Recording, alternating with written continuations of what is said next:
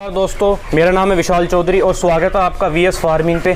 आज हम आए हैं अनुज भैया के पास, इनके पोल्ट्री फार्म पे, इनसे जानने के लिए कि वो इस फार्म को कैसे चला रहे हैं, इस काम में कितना प्रॉफिट है, कितना लॉस है, उन्होंने कैसे शुरुआत की थी, कहाँ से इन्हें प्रेरणा मिली थी, वो सब जानने के लिए आज हम अनुज भैया के पास आए हैं। भैया स्वागत है आपका हमारे चैनल पे। भैया अपने फार्म के बारे में बताओ, सबसे पहले अपना परिचय दो आप, कि कहाँ पे आपका फार्म है, क्या क्या करते हो आप। मैं बेसिकली तो टीचर हूँ। अच्छा। और मुरादनगर पब्लिक स्कूल में जॉब करता हूँ 15 साल से। जी भैया। ठीक है। और ये मैंने पार्ट टाइम में स्टार्ट किया था जी। इसमें कि ट्राई करने के लिए कि जॉब के साथ साथ और क्या हो सकता है, जो हमारे पास टाइम बचता है बाकी उसमें क्या कर सकते हैं। तो मैंने शुरू में तो बेसिकली एक किराए पे लिया, छोटा सा फार्म था वो, ऐसे ही कोई 1000-1500 बच्चों का। ठीक है जी। वहाँ से स्टार्टिंग की, छप्पर का था, बहुत छोटा सा फार्म था। तो वहाँ से शुरुआत की, वहाँ से मुझे पता लगा कि हाँ फार्मिंग में क्या क्या हो सकता है। जी। कुछ मेरे रिश्तेदार हैं जो इस काम को करते हैं जी। तो उनसे मुझे सपोर्ट मिला, वहाँ से मैंने सीखना शुरू किया। जी। ठीक है। फिर मैंने 2-4 जगह और किया बाहर। जी। फिर मुझे रियलाइज़ हुआ कि अगर लोकलिटी में करते हैं अपने क्षेत्र में जी तो प्रॉफिट ले सकते हैं। अगर दूर जाते हैं इसको करने के लिए, लोकलिटी नहीं है अपनी, तो वहाँ जाके प्रॉब्लम क्रिएट होती हैं बहुत सारी। अच्छा, अगर अपने एरिया से बाहर जाते हैं, जैसे कि मान लो आप फार्म चला रहे हो दूसरे क्षेत्र में, तो वहाँ आपको किसी ना किसी तरह से परेशान किया जाएगा। जो फार्म पे लेबर रखते हो वो दिक्कत पैदा करती हैं, आप उतना टाइम नहीं दे पाते वहाँ अपने फार्म को चलाने के लिए। तो आपका कहने का मतलब ये है कि फार्म को टाइम देना बहुत ज़्यादा ज़रूरी है, और इस काम को करें तो अपने जहाँ से, अगर आप जहाँ रहते हैं जिस गांव में वहाँ करें, या जहाँ भी आपका घर है उसके 2-4 किलोमीटर के आसपास करें। लोकलिटी में होना चाहिए, जिससे आप करना तो आपको कुछ नहीं है। जी जी। देख सकें, ऑब्जर्व कर सकें कि हो क्या रहा है। जी। क्योंकि इसमें ये पता नहीं लगा सकते जब बच्चा डालते हो कि आपने 2000 बच्चे डाले, ठीक है, उसका पता तभी लगेगा जब वो बिकेगा बच्चा कि कितने निकलते हैं। और पता लगा 200-400 इधर उधर हो गए बच्चे, तो वही प्रॉफिट लॉस का वही डिफरेंस आ जाता है। वहीं फार्मर या तो दब जाता है या ऊपर उठ जाता है। तो खुद ध्यान रखना पड़ता है इन चीज़ों। आपने कब शुरू किया था ये काम? ये मैंने किया था अब से 5 साल पहले। 5 साल पहले। हाँ जी। बताइए, आपने लेयर क्यों नहीं किया, आपने जो है बॉयलर क्यों किया? इसमें कई कारण हैं। एक तो लेयर के लिए चाहिए टाइम ज़्यादा। अच्छा। जो कि मुझे जॉब करनी है, तो मैं उतना टाइम नहीं दे सकता। जी। बॉयलर के लिए चाहिए टाइम कम, एक सुबह एक बार विजिट कर लो अपने फार्म की जी, और एक बार शाम को, क्योंकि इनका दाना पानी दवाई गोली जो भी लगना है वो सुबह शाम में ही होता है। जी जी। 2 टाइम करो, फिर फार्म का ताला मारो, छुट्टी, फिर कुछ नहीं करना आपको पूरा दिन। और लेयर में क्या है, लेयर अगर आप करोगे, लेयर फार्मिंग करोगे, उसमें इन्वेस्टमेंट करने के बाद आपको 6 महीने साल भर तक इंतज़ार करना पड़ेगा, और रोज़ उसमें पूरा का पूरा टाइम देना पड़ेगा। जी। तो जैसे ये आपने बॉयलर शुरू किया था, तो कैसे कैसे शुरू किया था, अपना स्टेप वाइज बताइए। आपने ये कितना सेटअप बना रखा है, कितने बच्चों की इसकी कैपेसिटी है? ये सेटअप है 30 बाई 110 फुट, यानी कि 30 फुट चौड़ाई है इसकी, 110 फुट लंबाई है। ठीक है। और जो ये ऊंचाई है ये 7 फुट है। ये इसका स्टैंडर्ड साइज़ है, जो कि मैंने डॉक्टरों से सलाह करके कितना होना चाहिए एकदम, कि भाई इतना ज़रूर चाहिए, तो वो है स्टैंडर्ड साइज़ है। ठीक है। और ये इसमें 2500 से 3000 बच्चे एक साथ पल सकते हैं। 2500 से 3000 बच्चे। तो जब आप बच्चा लेके आते हो तो आपको वो कितने का पड़ता है, कहाँ से आपको बच्चा मिलता है, और कितने दिन का होता है? ऐसा है, काफ़ी हैचरी हैं हमारे यहाँ। आप इधर देखो ना, ये क्या मोहद्दीनपुर जी, यहाँ भी हैचरी हैं 2-3, जबकि बेसिकली आता है हरियाणा से लेते हैं हम। ठीक है। हरियाणा में बड़ी बड़ी हैचरी हैं, जैसे सिंह हैचरी हुई है ना, और अब जो है नरवाल हैचरी का आया है, सोनीपत में है ये, जो अब छोटे वाला बच्चा लाया हूँ वो वहाँ से आया है। तो हमें जाना कहीं नहीं होता, हमें तो डीलर के पास फ़ोन करना होता है कि इतने बच्चे चाहिए, 1500 या 2000 या 2500 वो बुक करने होते हैं, और बुक होते हैं मंडी रेट पे। अगर चूजे का रेट 10 रुपये है तो वो हमें 10-11-9 में मिल जाएगा, और अगर 50 रुपये है तो फिर वो 1-2 रुपये ऊपर नीचे। तो इसमें कोई ब्रीड वगैरह का भी होता है कि इसमें भी तो ब्रीड होती है? हाँ, इसमें क्या, कौन सी ब्रीड रखते हो आप? ये तो बॉयलर है मेरा तो। अच्छा, इसमें कुछ कोब बोलते हैं इसको। ठीक है। 430 कोब करके। वैसे इसमें और भी होती है, रोस होता है एक बच्चा, एक हब्बड़ होता है, वो इतने दिन में रिजल्ट नहीं देता, उसके लिए चाहिए 3 महीने। तो ये जैसा आपका जो है यहाँ से बिकने के लिए कितने दिन में तैयार हो जाता है? इसको 35 से 40 दिन लगते हैं। वैसे तो मैंने 32 दिन में भी 2 किलो 2100 ग्राम तक किया हुआ है। अच्छा, जब 2 किलो के हो जाते हैं आप तब सेल करते हो? हाँ, तब उसके बाद फिर लॉस है रोकने में। अच्छा, क्योंकि उसके बाद ये ज़्यादा फीड उठाना शुरू कर देते हैं, दाना ज़्यादा खाना शुरू कर देते हैं और वज़न उतना नहीं कर पाते। तो ये जो 2 किलो तक है ना, ये पूरे उस पे रहते हैं अपने। अच्छा, ये साइकिल सबसे अच्छी है। हाँ, इस पे प्रॉफिट का ज़्यादा चांस होता है। इसके बाद जितना लंबा खींचोगे फिर प्रॉफिट उतना ही कम होता चला जाता है। अच्छा, और ये जो आपका बेचने का जो प्रोसेस रहता है, आप सेल कहाँ करते हो माल को? वो ये सेम है, जैसे हम ये लेते हैं जहाँ मंडी चिप्स लेते हैं जैसे, ऐसे ही डीलर होते हैं, सप्लायर बोलते हैं जिन्हें। जी, जैसे मुरादनगर में है कई, फारूक ऐसे करके, इधर भी हैं, खानपुर में है। तो उनसे कांटेक्ट होते हैं, उनको सीधा बताना होता है। जैसे मंडी खुली है 9 बजे 10 बजे करीब मंडी खुलती है, रेट आया, मुझे सेल करना है, फ़ोन किया, माल है तैयार, चाहिए, वो अपने आप बोलेंगे सामने से कि आज के सौदे इतने हैं।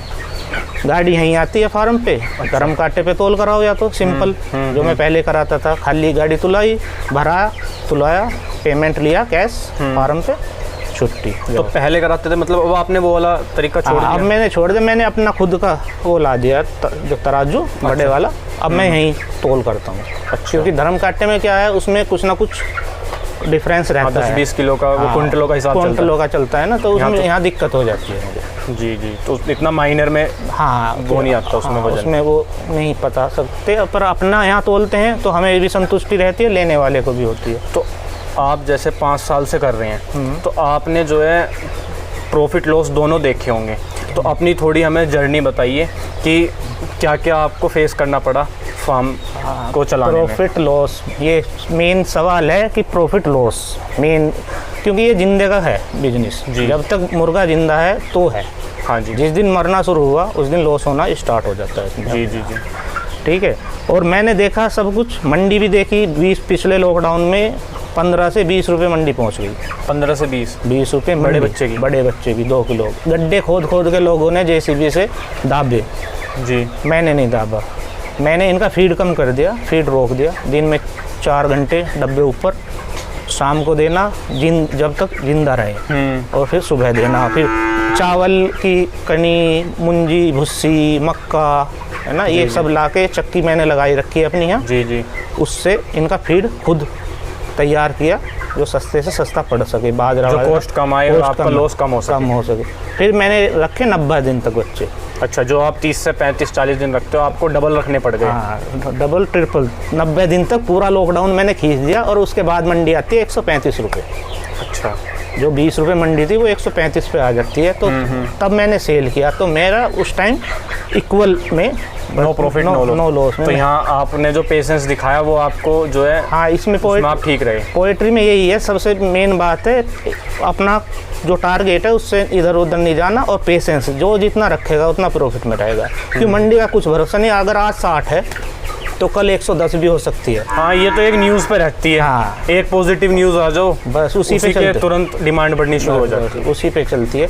वैसे काम मेरे हिसाब से तो अच्छा है करने के लिए, अगर ढंग से किया जाए, किसी के अपने खुद से करे, आदमी देख रेख खुद करे तो बहुत अच्छा काम है, काफ़ी प्रॉफिट है।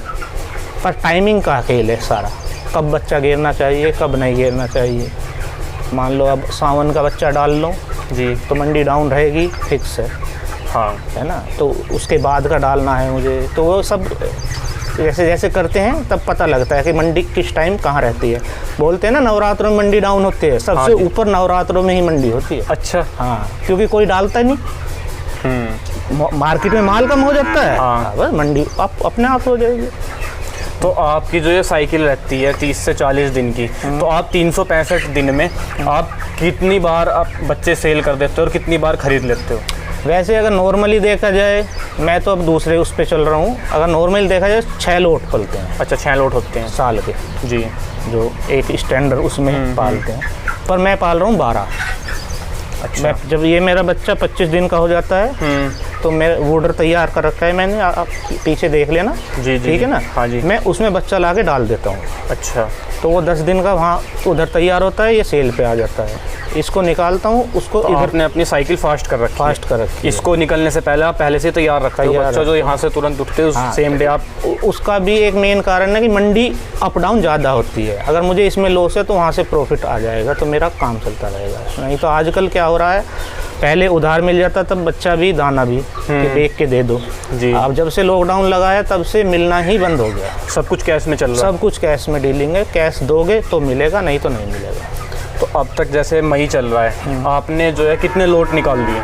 मेरा ये छठा लोट है। तो कितना, जैसा आपका छठा है तो अभी यहीं पे है, 5 में आपका कितना नुकसान कितना फ़ायदा? नुकसान तो नहीं है, जो मैंने पहला डाला था फरवरी की स्टार्टिंग में डाला था बच्चा, अच्छा, उसमें मुझे कुल 10,000 का प्रॉफिट हुआ था। उसमें भी थोड़ा सा ये हुआ था, मैंने नया बच्चा ले लिया था, जिस डीलर से मैं लेता हूँ ना उससे मिल नहीं पाया, तो मैंने किसी और से ले लिया। अच्छा, चलो हाँ इससे ट्राई कर लेता हूँ इसका बच्चा कैसा है जी। वो बच्चा निकला बेकार एक तरह से मेरे हिसाब से तो।